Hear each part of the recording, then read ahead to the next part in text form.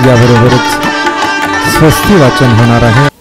वसुदेवसुतं देवं कंसचानूरमर्दनं देवकी परमानन्दं कृष्णं वन्दे जगद्गुरु.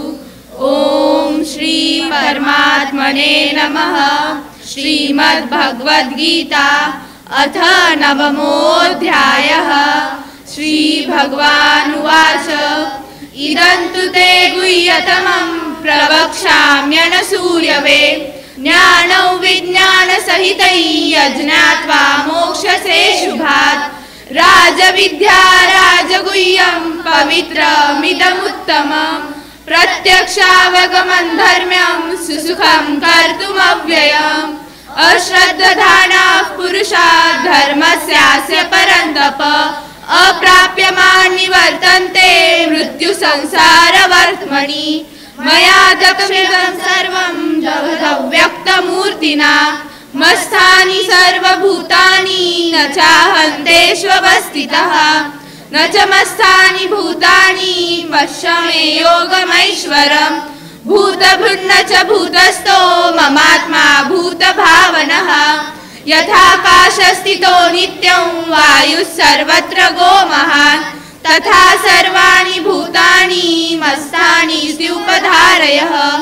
सर्वभूतानि कौन्तेय प्रकृतिं यान्ति मामिकाम्.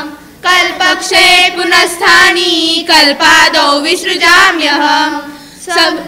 प्रकृतिं स्वामवश्रभ्य विसृजामि पुनः पुनः. भूतग्राममिमं कृष्णम् अवशं प्रकृते वशात् न मानतानि कर्माणि निबन्धन्ति धनञ्जय. उदासीनवदासीनम् असक्तं तेषु कर्मसु मयाध्यक्षेण प्रकृतिः सूयते सचराचर.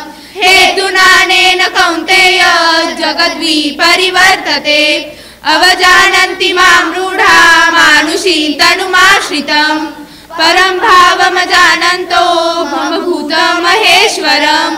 मोघाशा मोघकर्माणो मोघज्ञाना विचेतसः राक्षसीमासुरीं चैव प्रकृतिं मोहिनीं श्रिताः.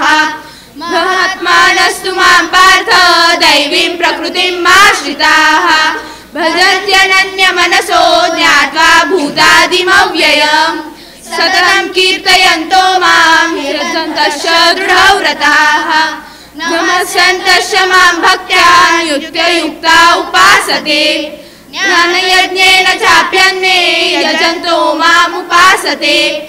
एकत्वेन पृथक्त्वेन बहुधा विश्वतो मुखम्. अहं कर्तुरहि यज्ञः स्वदाहमहमौषधम्. मन्त्रोऽहमहमेवाज्यम् अहमग्निरहं हुतम्. पिताहमस्य जगतो माता धाता पितामहः.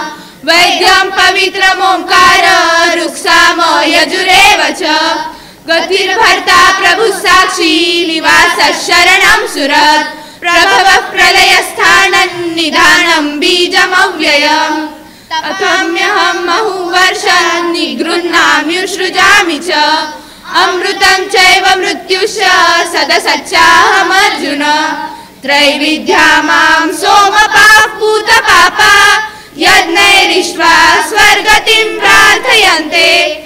ते पुण्यमासाद्य सुरेन्द्रलोकम् अश्नन्ति दिव्यान् दिवि देव भोगान्. ते तं भुक्त्वा स्वर्गलोकं विशालम् क्षीणे पुण्ये मर्त्यलोकं विशन्ति.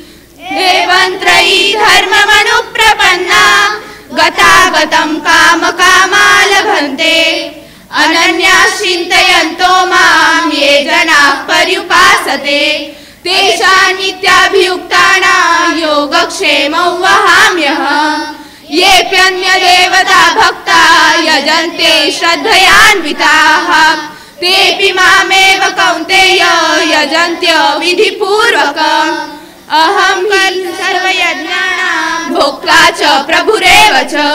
न तु मामभिजानन्ति तत्त्वेनातश्रवन्ति ते. यान्ति देवव्रता देवान् पितॄन् यान्ति पितृव्रताः.